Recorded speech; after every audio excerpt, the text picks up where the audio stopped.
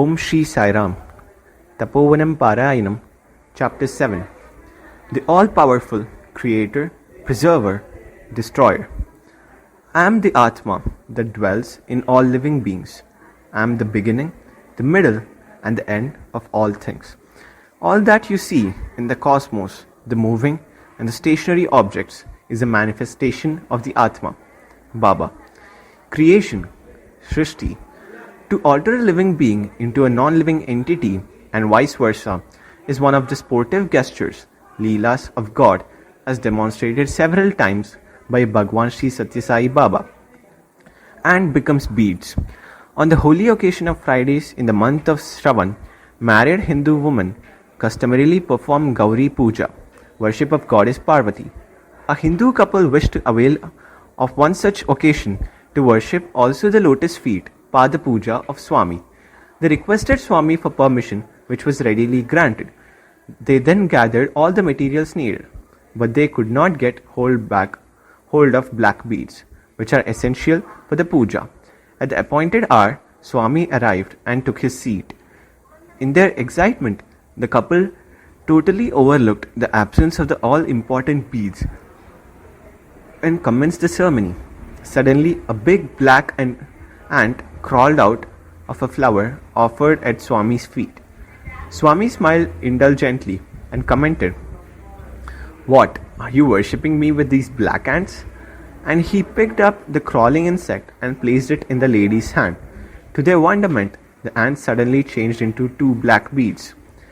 So the only thing wanting for due performance of the worship reached their hand after all.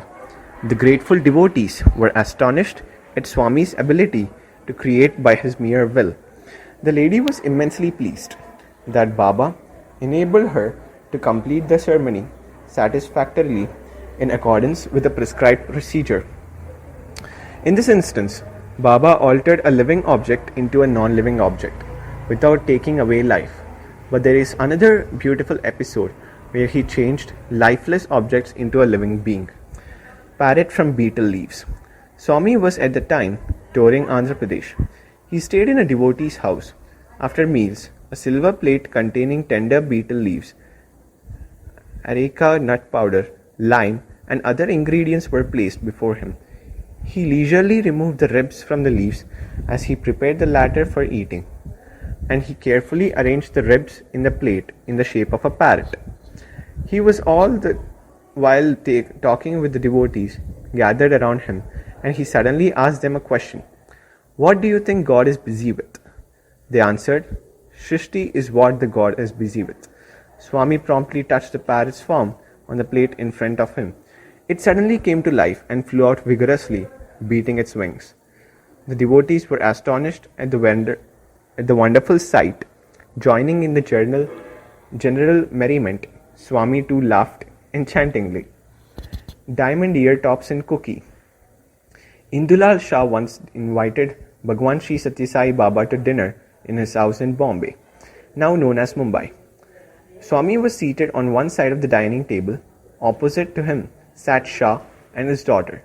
Mrs. Shah bought a plate of freshly cooked hot vadas, savory cookies made with soaked black gram paste, deep fried in oil, and placed it before Swami. He picked up one of them and placed it on the plate of Shah's daughter and told her to break it into 2 before eating. When she did so, she found a diamond-studded ear top in each piece. All of them were thrilled. Swami himself put them, one each, on the girl's ears. It was Kodaikanal in the 4th week of April in 1977. Several devotees were dining with Swami. Swami finished his meal and was going around the devotees, talking to them in the dining hall. He went near a devotee and said, "Break the puris before you eat." The person did as suggested by Swami and found to his surprise a golden ring. Swami said, "That's for you. Have it." Everyone was pleasantly surprised. Anil Kumar was also there eating puris. Swami asked him to eat fast. "Swami, who knows what have you put in which puri?"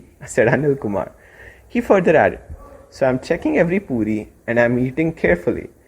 Everyone had a hearty laugh at Anil Kumar's words.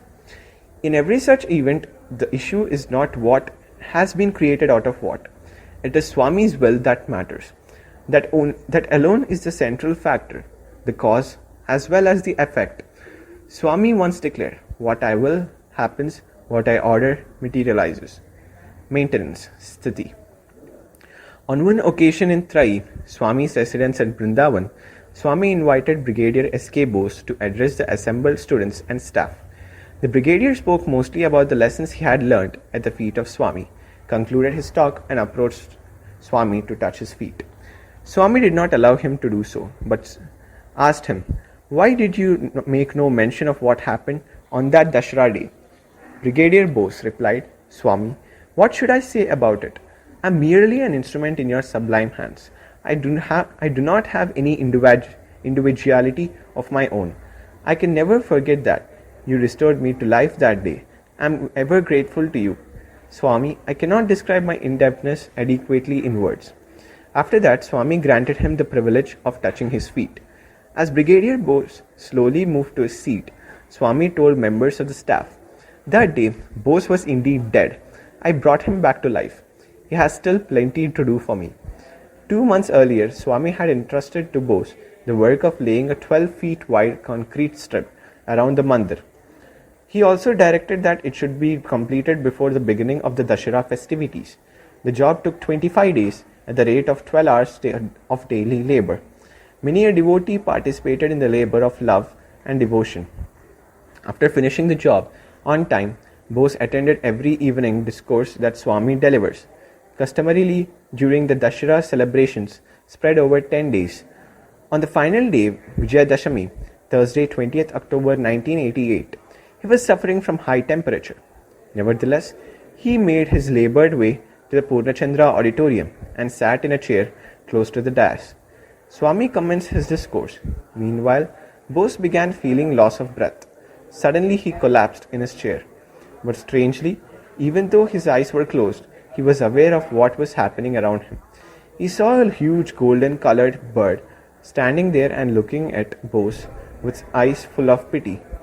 Bose could not imagine how a bird so big could make its way into the auditorium.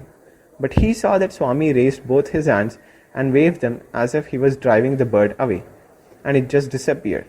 In the course of his discourse, Swami was reciting a verse. He abruptly stopped midway through the verse and quickly came down from the dais.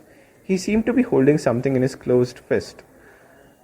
As he lifted up Bose back by shoulder with his left hand, Swami parted the back of Bose's head with the right hand.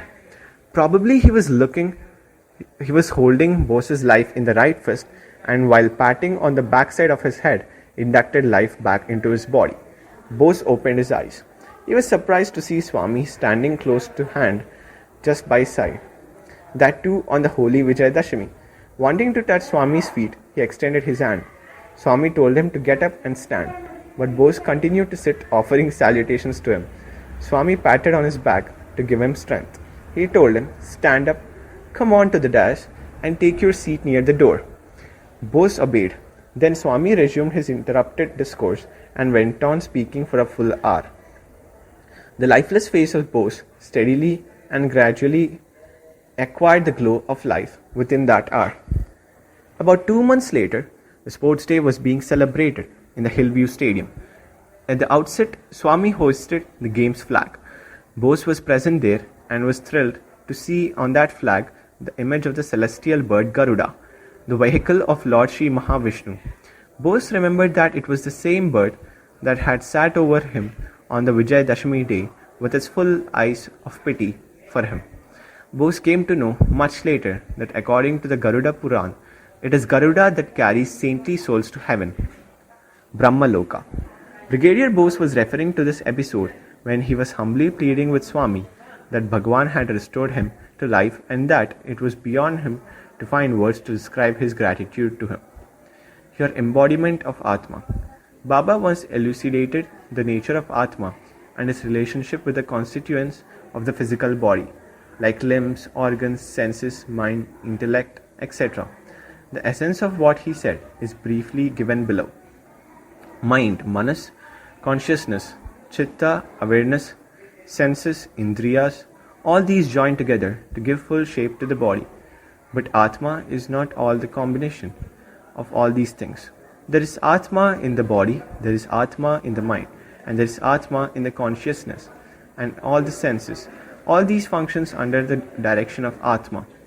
This can be illustrated by a simple analogy. A car has steering, clutch, brakes, and several other parts. Does each of them function by itself? When one travels by car, does the horn blow on its own? Does the steering move by itself? Obviously not. There is a driver behind all these. Likewise, body is the vehicle and Atma is the driver. That driver makes the eyes see, ears hear, and mouth speak. It is only as long as the driver is present that the various parts perform their allotted functions. Once the driver abandons the body, the very same eyes can no longer see, the same ears cannot hear, the same hands can do nothing, the same mouth can talk no more. All the organs and parts become non-functional. Earlier, all these were made to work, to function by a master, the Atma. As long as the master remains in it, this body is Shiva, divine, auspicious. When he leaves, it is but a Shava, that is corpse. If we deeply ponder over our true identity, as Swami repeatedly suggests, we will soon realize that we are but embodiments of the inner self, Atma, and that the parts, organs, and other constituents of this earthly body are merely instruments and by no means that inner self. The Shimla incident. Here is another instance of the suprahuman divine power of Bhagwan Sri Satya Sai Baba. Once Sri Satya Sai went to Shimla along with some of his devotees. Swami Karanyananda too was in the group. The trip saw an unbelievable event. It was evening when the party arrived at their lodgings in Shimla. At about 6:30 p.m., as darkness approached, a 2-year-old boy died in a house in the town. The parents were grief-stricken. Seeing their agony, a friend advised them, Sri Satya Sai Baba is now in town. Take your son's dead body there, place him at his feet, and beg for mercy. The distraught parents wrapped the dead body in a piece of cloth and took it to the Baba. The heartbroken with grief, the mother laid the dead child at Baba's feet and wailed, Swami, please bring him back to life. Wake him up to life. As the poor woman was crying, the ever-merciful Bhagwan cast a compassionate look at the dead body. The boy suddenly came to life and began crying. The tears of grief and desperation of the parents turned to tears of joy. They washed the lotus feet of Bhagwan Sri Satya Sai with their copious tears. The devotees too were overjoyed and immensely moved at this miraculous happening and hailed the glory of Bhagwan with resounding cries of Jai Sai Ram, Jai Sai Ram. Ultimate dissolution, Layam. Karnam Subbamma was a blessed soul who cared for Swami when he was a child and was known as Satyam and loved him as if he were her own son. As the ever-swelling crowds of devotees arrived to his darshan, the lady cooked meals and fed them. Through endless service to Swami and his devotees, she used to feel that her life's mission was fulfilled.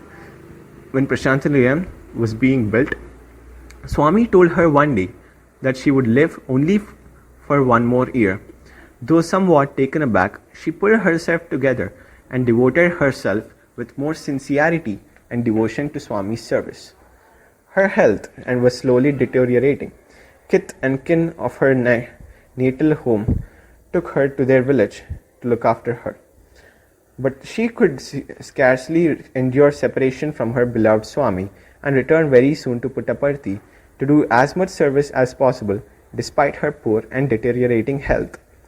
Time passed. Some devotees came to Puttaparthi to invite Swami to their place.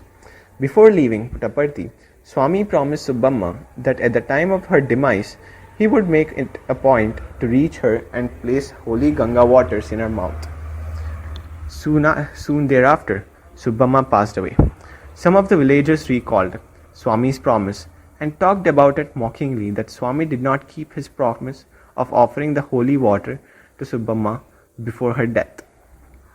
At that moment, Bhagwan was among his devotees in a far-off place near Tirupati. He set out for Puttaparthi, telling them that he had to go to Puttaparthi urgently. On his arrival, He was informed that Subbamma had breath last several hours earlier. He found Subbamma's body already with ants crawling all over. He announced, "Subbamma is not dead, she is still alive." But those around insisted that she had stopped breathing long ago, that she had indeed died, but that they were all nevertheless keeping the body only for Swami's arrival. But Swami reiterated that Subbamma was still alive. He came close to her and called out, "Look, Subbamma, I am your Swami. I have come." And to the consternation of everybody around, Subbamma opened her eyes wide. Tears trickled out of her eyes. The onlookers were dumbstruck.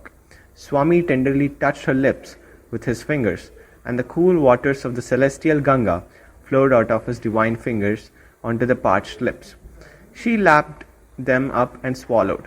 Her face was aglow with indescribable satisfaction and happiness. She touched Swami's hands softly as she closed her eyes for the last time. Swami knows perfectly the exact moment of everyone's death.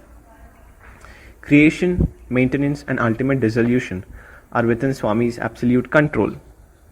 That is why he is God himself. Creation, maintenance, and dissolution are in my hand. Swami was once conversing with devotees in his interview room. He showed them his palm and asked what was there in it. Somebody answered that there was nothing there, but Baba said in all serenity, "This empty hand holds everything." When he closed it and opened it in a moment later, there was a locust there.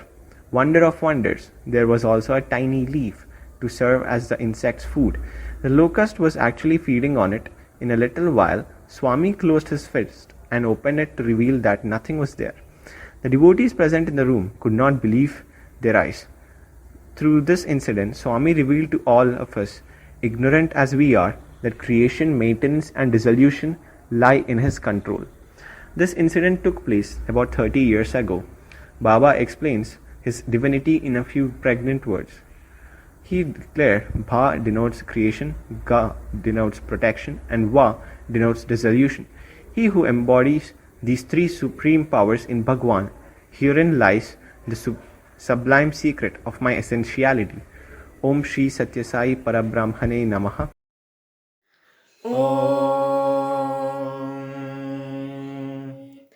साईश्वराय विद्महे सत्यदेवाय धीमहि तन्नः सर्वप्रचोदयात्।